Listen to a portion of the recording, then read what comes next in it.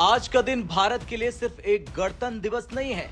आज का दिन भारत की वैश्विक राजनीतिक हैसियत को दिखाने का दिन है।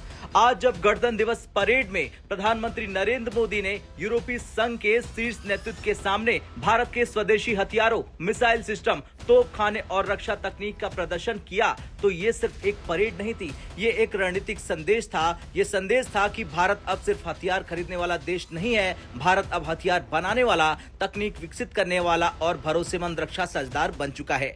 इसी बैकग्राउंड में एक बहुत बड़ी खबर सामने आई। यूरोपीय संघ अपनी रक्षा नीति को रिसेट कर रहा है और इस रिसेट का सबसे बड़ा फायदा भारत को मिल सकता है। दरअसल भारत और यूरोपीय संघ इस समय दो बड़े समझौतों की तैयारी में है।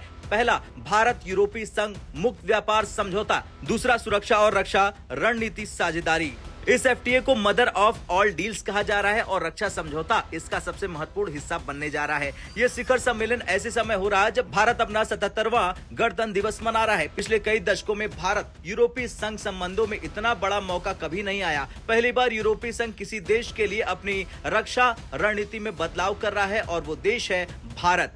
अगर हम इतिहास देखें तो भारत और यूरोपीय संघ के रिश्ते ज्यादातर व्यापार और राजनीतिक संवाद तक सीमित थे। यूरोप से हथियार खरीदे जाते थे, फ्रांस जैसे देशों से रक्षा उपकरण आते थे, लेकिन तकनीक का हस्तांतरण नहीं होता था, संयुक्त उत्पादन नहीं होता था, रक्षा उद्योगों का एकीकरण नहीं था। मतलब रिश्ता तो था, लेकिन खरीदार और विक्रेता का। अब ये रिश्ता बदल चुका है। अब भारत और यूरोप बन रहे हैं संयुक्त निर्माता, संयुक्त विकास करता, और ये बदलाव बहुत दुर्लभ है क्योंकि यूरोपीय संघ अपनी रक्षा कूटनीति में बहुत कम देशों को इतना भरोसा देता है। अब सवाल ये आता है कि यूरोप ऐसा अचानक से क्यों करने लगा। दरअसल कोई भी देश सिर्फ दोस्ती के लिए अपनी रणनीति नहीं बदलता, इसके पीछे राष्ट्रीय हित होते हैं। जैसे कि यूरोप को अब यह एहसास हो चुका है कि वो अमेरिका पर जरूरत से ज्यादा निर्भर हो चुका है। नाटो सदस्य होने का मतलब पूरी सुरक्षा नहीं है। अमेरिका कभी भी पीछे हट जाता है। हथियार, चिप्स और गोला बारूद की सप्लाई चेन कमजोर है। यूक्रेन युद्ध और अमेरिकी राजनीति की अनिश्चितता ने यूरोप को सोचने पर मजबूर कर दिया। यूरोप ने देखा कि अमेरिका अपने फैसले अचानक बदल सकता है, सहयोगियों को अकेला छोड़ सकता है।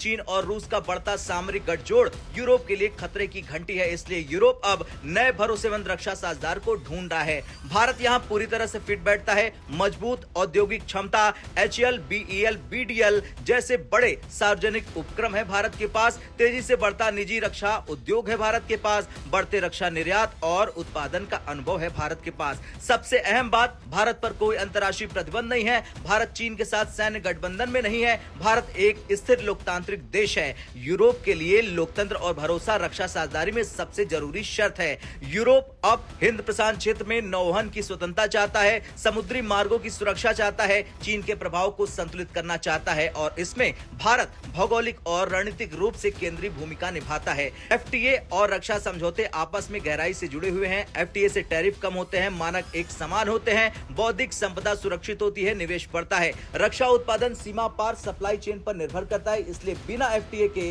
गंभीर रक्षा सहयोग संभव ही नहीं है।